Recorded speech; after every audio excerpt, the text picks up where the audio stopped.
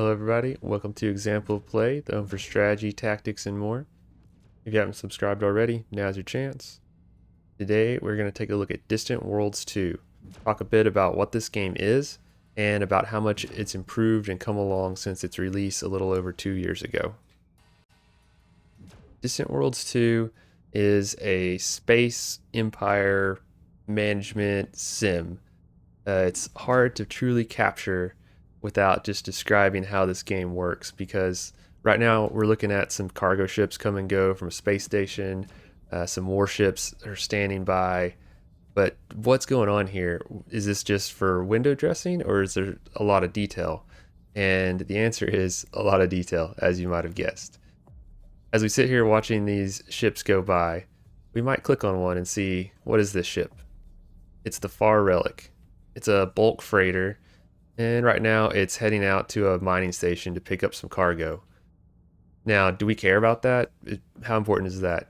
This is a space empire simulator, so this one cargo ship, we don't really care. The truth is, in the grand scheme of things, it's so tiny, there are hundreds of them. And to capture that, imagine this ship, these warships, this space station, this planet. We see all this going on right here. If we zoom out, we see that they're just one planet in an entire solar system, where there's another colony, there are mining stations, there are different kinds of space stations out there. If we zoom out some more, we see that there are many other systems like this connected to within our empire, and that each of these little dots is another ship out there on its way between the stars. And if we zoom out a little more, we see just how big our empire is, with several dozen colonies established. And if we zoom out further, we see there are a dozen other empires at least as large as ours, spread across a galaxy with hundreds of stars. Now, for me, the truly wild thing about Distant Worlds is not just that the scale is huge. Plenty of games let you build giant empires across hundreds of stars, but that in Distant Worlds, every little detail is still being simulated in real time. So every one of these little dots going around is a ship. If we click on one, this one's the Bright Traveler. It's a medium transport. It's on its way between two star systems. The game is tracking what weapons it has, how much fuel it has, what its shields and armor look like, and it's tracking all of the individual units of cargo that it's hauling. This one looks like it's carrying a bunch of different luxury items, and it's on its way up to a planet to drop those off. But those items aren't just abstracted. Each one has some kind of bonus it gives.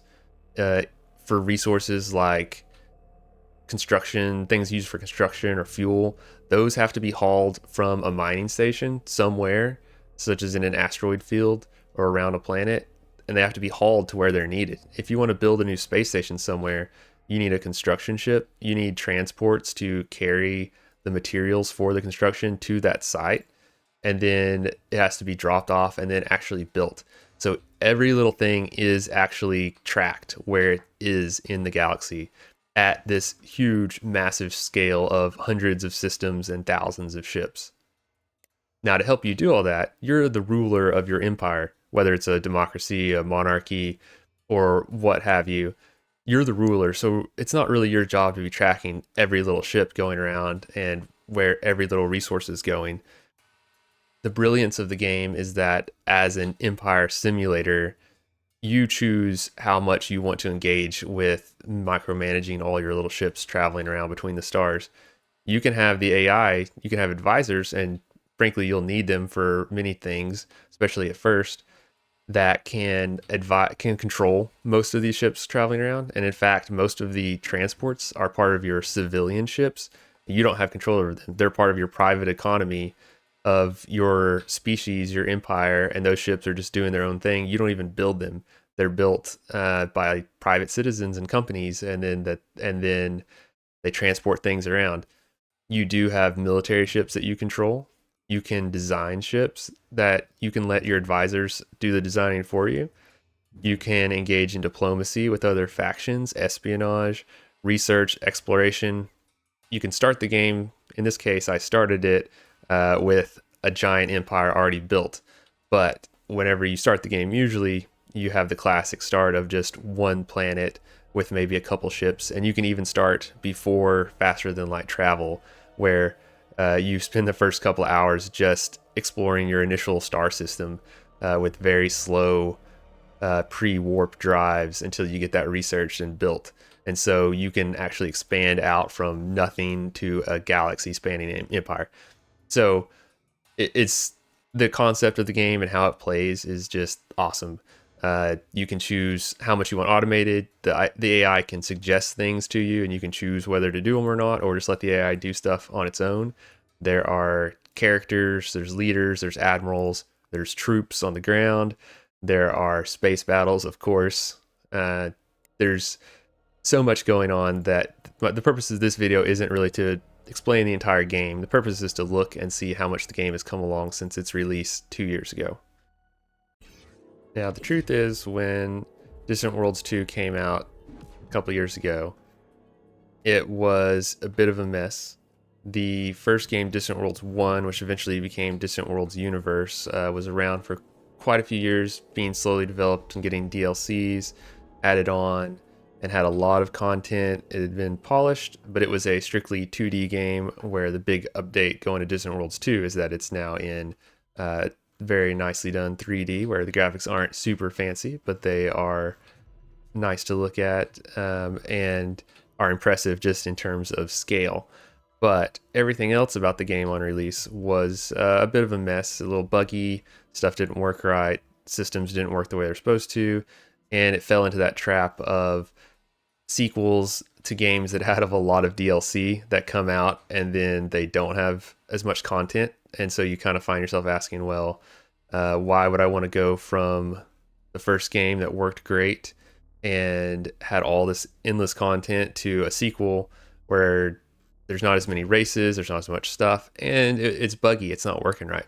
And so the developers, they've worked really hard on it the last 2 years and continued to expand on the content and also fix a lot of the bugs. There's probably still room to go, but I would count myself among those players who who kind of skipped over Distant Worlds 2 when it first came out, because I enjoyed the first game and then was disappointed to see the reviews and things of the second game. However, that said, let's take a look at some of the things they've done to fix the game up. So from the developers themselves, some of the updates they've listed out that they've done in that time include improving the economy. Of course, in a game that's simulating so much of an economy with private citizenships running around, resources being tracked at such detail that, you know, the economy needs to work right, or else that's going to be a mess. So they've improved that. They've fixed a lot of bugs. They've improved the UI, so you have things like the messages you receive. You know, thinking about, you've got this huge empire, you need to control like what kind of messages you're getting and be able to sort through those easily. They've added a lot of hotkeys and things like that, so the UI got like a total overhaul.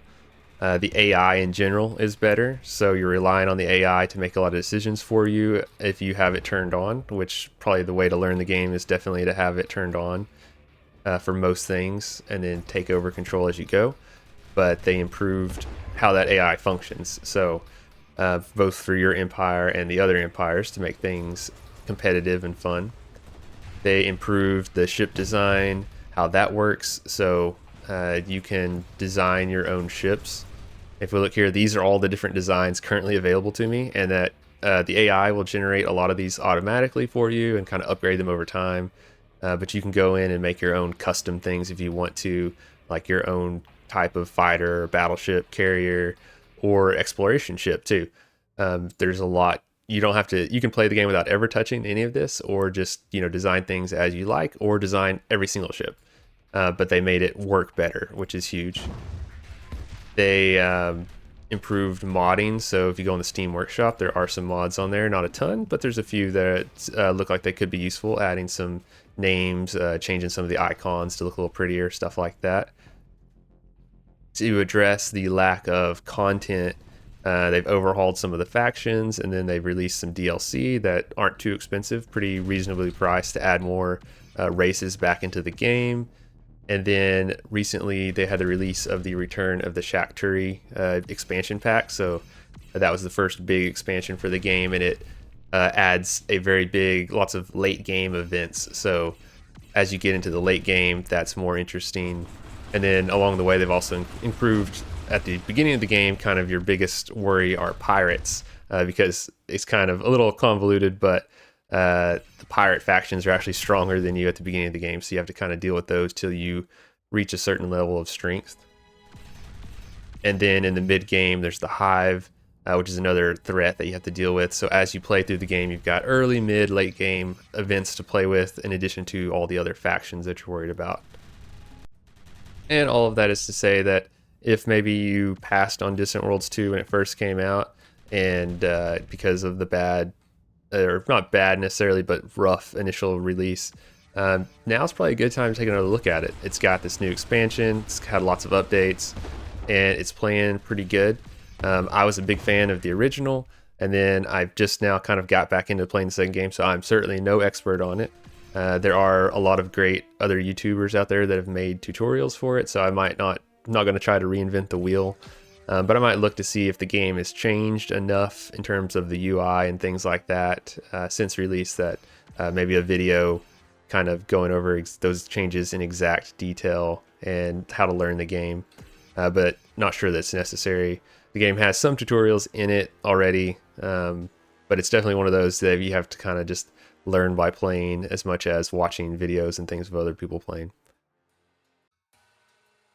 And you don't have to take my word for it. If you look and see, the Steam reviews are actually trending up in recent months, and so a lot of players who reviewed the Return of the expansion mentioned that how much better the game is, and that they've been playing it all along, and they were excited to buy the first expansion because the game has continued to improve over time. So definitely a game worth checking out, just the concept wise. I know there's things like Stellaris, Sins of a Solar Empire, that are like 4X games like this, but none of them really touch Distant Worlds in terms of just that detail of you can go down here and like click on an individual ship and see all these nitty-gritty details of what it's doing, and how the economy is actually simulated of actual cargo transporting around.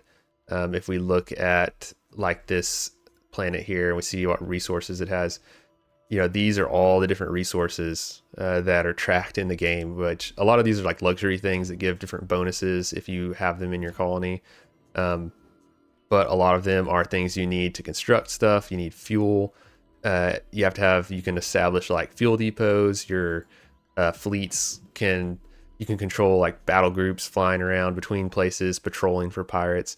It captures a lot of that stuff that you imagined would be fun of running a space empire in a game, where in a lot of games that's kind of abstracted or not tracked at all. Here, you really feel like you are the ruler of a space empire, and that the way it's set up, where you can automate a lot of tasks, lets you kind of choose what you want to do. And do you just want to focus on the economy? Do you just want to focus on warships or espionage? There's so much going on that there's just something for everyone, and you can just automate the stuff you don't want to mess with, or you can do it all yourself if you want to. So Distant World series, great games, and now Distant Worlds 2 is looking better than ever, so it's a good time to check it out. Thanks for watching, and we'll see you next time.